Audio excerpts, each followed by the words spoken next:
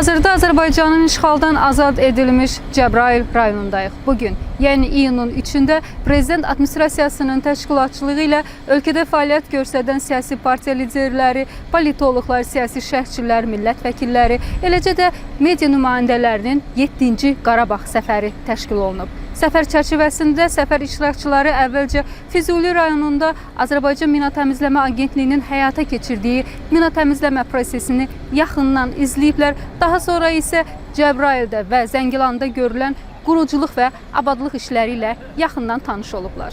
Qeyd edək ki, bu, Prezident Administrasiyasının siyasi partiyalar və qanunvericiliyin hakimiyyəti ilə əlaqələr şöbəsinin təşkilatçılığı ilə ölkədə fəaliyyət göstərən siyasi partiya sədrlərinin sayıca 7-ci birgə səfəridir. Bundan öncə Ağdam, 2 dəfə Şuşa, Zəngilan, Xocalı, Əsgəran, Xankəndi və Laçın səfəri həyata keçirilmişdi. Bu dəfəki səfərdə ümumilikdə 70 nəfərdən artıq şəxs iştirak edib. Səfər çərçivəsində iştirakçılar Füzuli rayonunun Horadiz kəndi ərazisində Azərbaycan Mina Təmizləmə Agentliyinin həyata keçirdiyi mina təmizləmə işləri ilə tanış olublar. Agentliyin nümayəndələri səfər iştirakçılarına azad edilmiş ərazilərdə humanitar mina təmizləmə prosesi barədə məlumat verib, işlərin hələ də davam etdiyi ərazilərin xəritələrini göstəriblər. Vətən müharibəsindən sonra, dərhal sonra möhtərəm cənab prezidentin tapşırığı ilə bütün Qarabağda, Şərqi Zəngəzurda iri miqyaslı bərpa, quruculuq işləri həyata keçirməyə başlanmışdır. Əlbəttə ki, ən birinci mina təmizləmə prosesləri gedirdir. Təəssüf ki, indiyənə kimi bəzi ərazilərimiz var ki, hansı ki, hər iki onlar çirkli minalarla amma mina təmizləyəndən sonra biz kəndlər, şəhərlər, əsas infrastruktur, yol, qaz və elektrik xəttlərinin çəkilməsini həyata keçirdirik. Dayandığımız ərazi 27 il ərzində təmas xətti olub. Ən çox zərər çəkən kəndlərdən biri də kənd Horadiz kəndidir.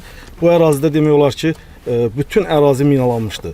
Şəhərsalma layihəsidir, yəni dövlət tərəfindən tapşırılmış, qoyulmuş tapşırığı şəhərsalma layihəsi üzrə təmizləməyə çalışırıq. Demək olar ki, 2 milyon ərazinin 80%-dən artıq təmizləmişik. Ən çətin ərazi arxada gördüyünüz meşəli ərazidir ki, düşmən bu ərazinin meşənin girişindən və arxa hissədən meşəni tamamilə minalayıbdır. Çox çətindir. 30 il ərzində meşədə həddindən artıq kolluqdur. Təmizlənib başa çıxması üçün bir xeyli vaxt alacaq. Daha sonra ərazidə aşkarlanan minalardan birinin partlayış yolu ilə zərərsizləşdirilməsi prosesi nümayiş etdirib. Prosesin icrasını Vətəndaş Həmrəyliyi Partiyasının sədri, sabiq millət vəkili Sabir Rüstəmxanlı yerinə yetirib. Diqqət! Partlayışdan 10 saniyə sonra 5, 10 saniyə sakit dayan. 4, 3, 2, 1, partlayış. Söz verən onların başında çox minalar partlatmışam, bu da biraz.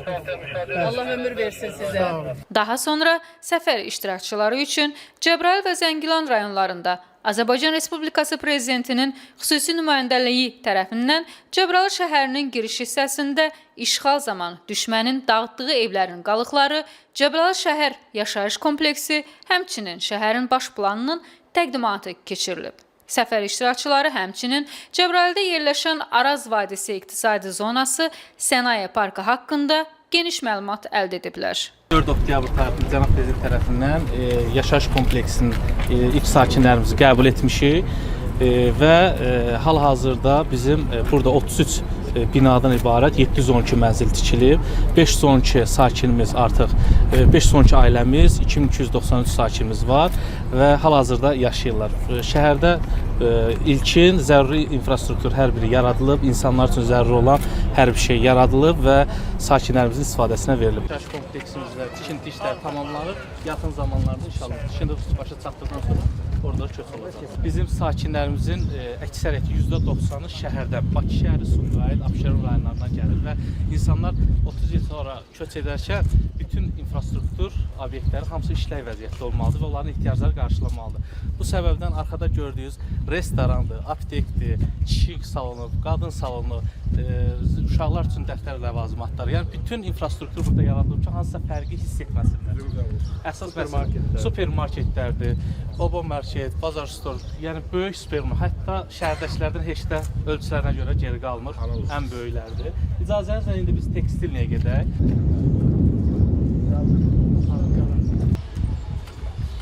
satışında heç bir problem yoxdur. Respublikanın bütün ərazilərinə bu geyimlər gedir. Xüsusilə bizim ərazilər və Bakı şəhərində satış mərkəzləri var.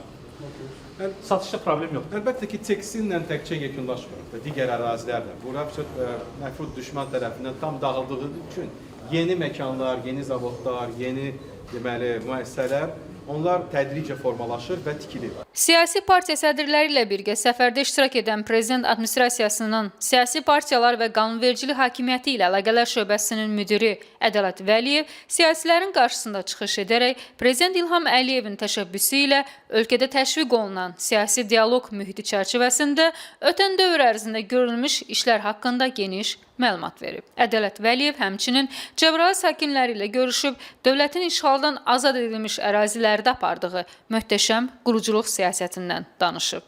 Dağılmış evləri görürlər, minalardan təmizlənmiş və təmizlənməmiş əraziləri görürlər. Biraz öncə Horadiz ərazisində bir mina partlayışının ərazidə bir şahidi oldular, iştirakçısı oldular. Fantastik işlər görürük. Sizə də uğurlar, can sağ olun. Çox sağ olun. Şükür Allaha, yaxşı şəraitlər yaradırlar. Mən yoldaşlara da deyirəm ki, biz 32 il bundan əvvəl yalvarırdıq ki, ay Allah, gedək elə orada bir palatkada yaşayaq. Qazma bir yer qazaq, orada yaşayaq, amma öz torpaqlarımızda yaşayaq. Şükür Allaha ki, o günlər qismət oldu. İndi bu cür şəraitlər yaranıbdır burada. Yaşayırıq. Çox yaxşı, çox belə təqdirə layiq işlər gedir, görülür. İnşallah da hər şeydə yaxşı olacaq. Bir tərəfdən Cəbrayıl boyda şəhər yox olmuşdu və indi yenidən fatikulah yaradılır və açıq, yəni bu səfərdəki özəllik Cəbrayıldakı şəhərdə olarkən xoşa gələn oldu ki, insanlar vardı, gəldilər, görüşdülər, uşaqlar şəkil çəkdirdik, foto çəkdirdik. Yəni bir yaşayış həqiqətən burada hiss olunurdu. Bir 2200-ə qədər köçkünün gəldiyi, yerləşdirildiyi barədə məlumat verildi. Kifayət qədər iri rəqəmdir. Hətta hamısı orada, məncə bütün o evlərdə yaşayış hiss olunurdu, açıq aydın. Xoşa gələn bu idi. Bəzi səfərlərdə çünki gözəl tikintilər var, böyük tikintilər var, amma orada çatışmayan insan idi. Burada sənaye mərkəzində oldu, düzdür. Mən çox maraqla baxdım, keçdim o bir tərəfə və özü miqyas görünür ki, kifayət qədər iri götürülübdür.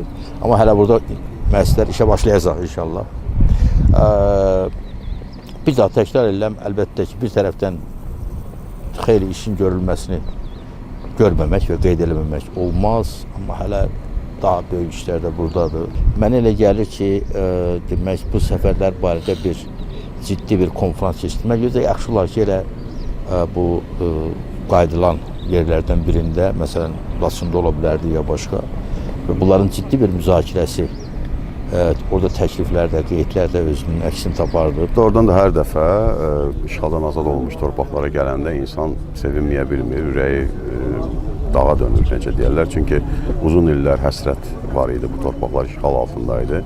Mənə hələlik ən çox təsir edən mənzərələrdən biri gəldiyimiz Cəbrayıl şəhərində uşaqların futbol oynaması idi. Məsələn, həddindən artıq xoş təəssüratlar yaratdı. Çünki biz bir neçə il bundan qabaq bunu xəyal belə edə bilməzdik ki, orada belə tikinti işlər olacaq, binalar tikiləcək, uşaqlar həyətdə futbol oynayacaq.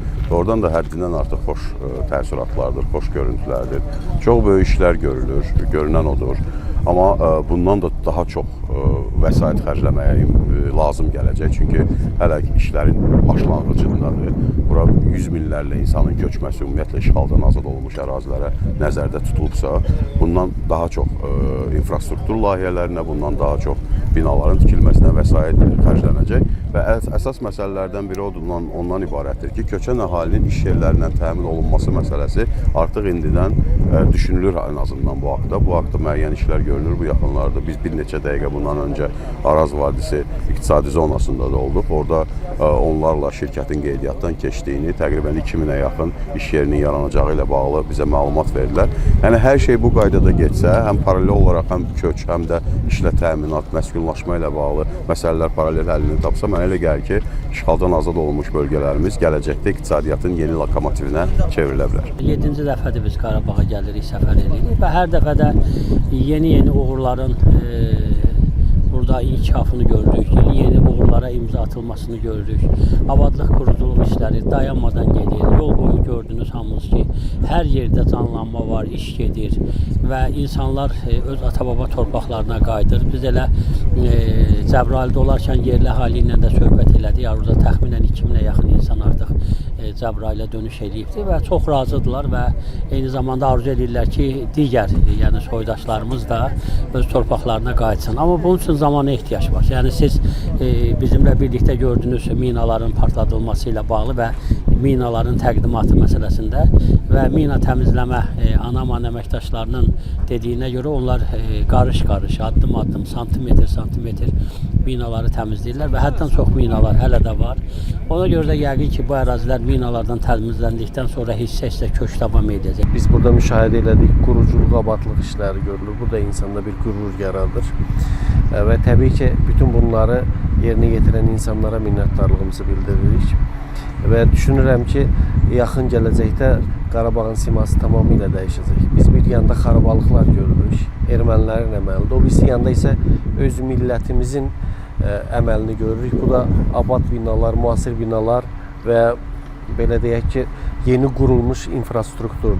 Yəni iki fərqli bir-birinə zidd bir mənzərədir və hesab edirəm ki, bu mənzərə də ermənilərlə bizim fərqimizi göstərir. Daha sonra qonaqlar üçün Zəngilanın Məmmədbəyli kəndi, Zəngilan şəhər məscidi, Zəngilan Konqres mərkəzi, 104 mənzilli yaşayış kompleksi və Oxçuçay üzərində yerləşən Zəngilan su elektrik stansiyasına ekskursiyalar təşkil olunub. Konqres mərkəzi gördüyünüz kimi iki hissədən ibarətdir. Biri əsas konqres salonu binası və digər ikinci sağ tərəfdə olan restoran və pavilyon binasıdır. Bundan başqa həmçinin ərazidə 104 mənzildən ibarət olan yaşayış binalarında təməli qoyulmuş və hal-hazırda inşa işləri həyata keçirilir. Həmin bu o 104 mənzil 12 binadan ibarətdir. Həmçinin baş planın tərkib hissəsi olan 960 yerlik məktəbin inşası da sürətlə davam etdirilir və təhvil veriləcəkdir. Bundan əlavə baş planın tərkib hissəsi olaraq inzibati mərkəzi olacaq, həmçinin hüquq mühafizə orqanlarının yerləşdiyi inzibati binalar olacaqdır.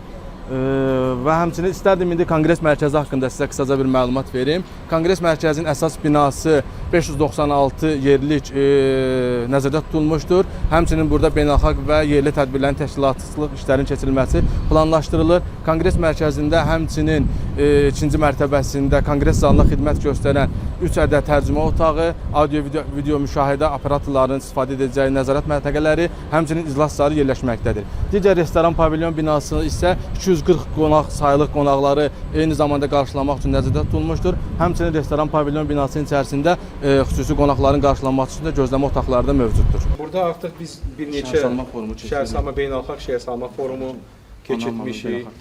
ANAMANın beynəlxalq, sonra beynəlxalq nəqliyyat forumu biz burada keçirmişik. Təşkilatların böyük tədbirini keçirmişik. Burada kifayət qədər çox biz artıq tədbirlər keçirdik. Düşünürük ki, bundan sonra da kifayət qədər çox olacaq. 2 binadan ibarətdir. Bura Konqres Hall, pavilyon o tərəfdə restoran və sol tərəfində otel nəzərdə tutulub. Bu bizim əsas birinci komplekslərdəndir, hansı ki biz təhvil vermişdik 2023-cü ilin sentyabrın 27-si. Tədbirə biz hazırlaşırdıq, Urban Forumu, Şəhərsalma Forumu təşkilatı. Amma əlbəttə ki, bizim digər deməli kvartallarda artıq tikilməkdədir. Bizim 104 mənzillik biz ora baş çəkəcəyik.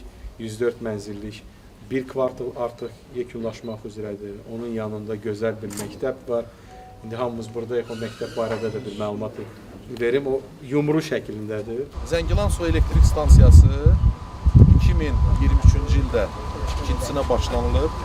2024-cü ilin may ayının 18-də Cənab Prezident tərəfindən açılış olubdur.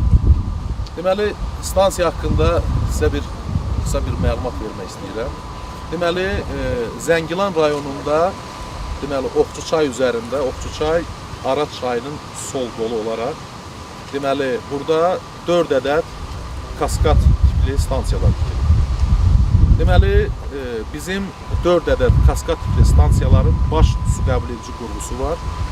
Deməli, baş su qəbul edici qurğudan sonra, deməli, derivasiya boruları vasitəsilə 2 ədəd 2400 diametrdə derivasiya boruları vasitəsilə gəlir, deməli, birinci stansiya, deməli, Şayıflı.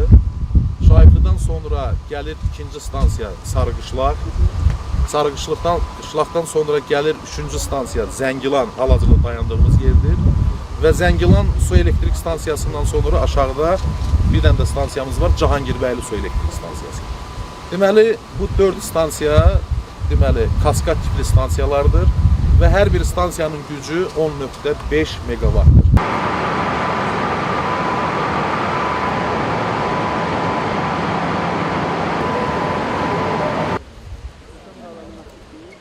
İşğal vaxtı bu məscid demək olar ki, bərbad bir vəziyyətdə idi. Buradan tövlə kimi istifadə edirdilər. Cənab Prezidentin dediyi bir formada izah eləyə bilsəm, yəni müsəlmanların etiqadı, əqidəsi məsxərəyə qoyulmuşdu, təhqir olunmuşdu. 2021-ci ildə, aprel ayının 26-sında torpaqlarımız işğaldan azad olunandan sonra möhtərəm Prezident Cənab İlham Əliyev tərəfindən, Prezidentimiz tərəfindən yeni bir məscidin bünövrəsi qoyuldu və qısa bir zamanda 3 il müddətində deməli 2024-cü il may ayının 18-də məscidin açılışı oldu və dövlətimiz, Prezidentimiz, Dini Quruluşlar Dövlət Komitəsi mənə etimad göstərdi və məni bu gördüyünüz möhtəşəm məscidə imam təyin olublar və bu gün də bu vəzifəmin icra edirəm. Buna görə dövlətimizə təşəkkür edirəm, Prezidentimizə təşəkkür edirəm.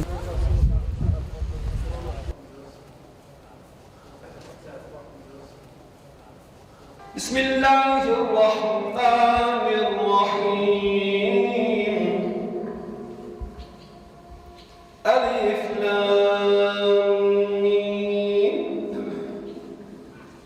Zalikal kitabu la raybe fihi hudan lil muttaqin.